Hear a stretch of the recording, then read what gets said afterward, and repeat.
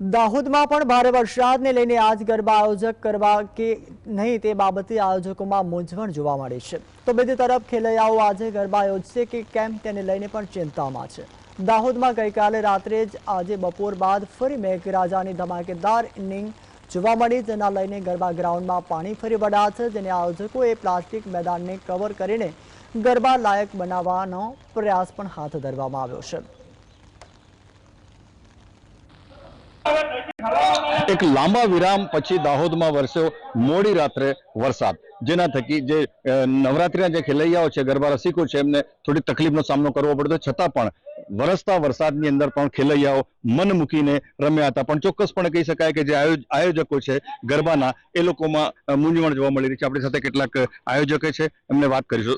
શું કહેશો આજના વિશે? આજે જે વરસાદ પડ્યો છે તે મુસળધાર હતો। ગઈકાલ રાતનો અને આજનો ભેગો મળીને લગભગ 1 ઇંચ વરસાદ થઈ ગયો છે।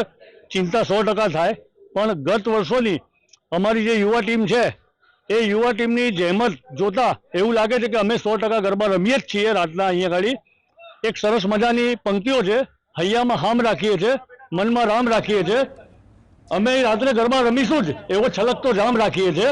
એટલે અમારા બધાનો દ્રઢ વિશ્વાસ છે કે રાતના અમે ગત વર્ષોમાં જે રીતે પેપર મૂકીને કે કુસ્કા પાથરીને પણ ગરબા રમ્યા તે રીતે અમારા ખેલાડીઓ આજે રાતના અહીંયા આગળ 1050% ગરબા રમે જ છે।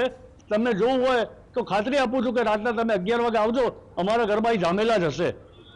તો હૈયામાં હામ અને મનમાં રામ રાખીને અહીંના જે આયોજકો છે, યુવાની જે ટીમ છે દેસાઈવાળાની, એ અહીંયા વ્યવસ્થામાં લાગી ગઈ છે। એમનો દાવો છે કે આજે રાત્રે ગમે એટલો વરસાદ થાય પણ ચોક્કસપણે અહીંયા ગરબા ફરીથી જામશે।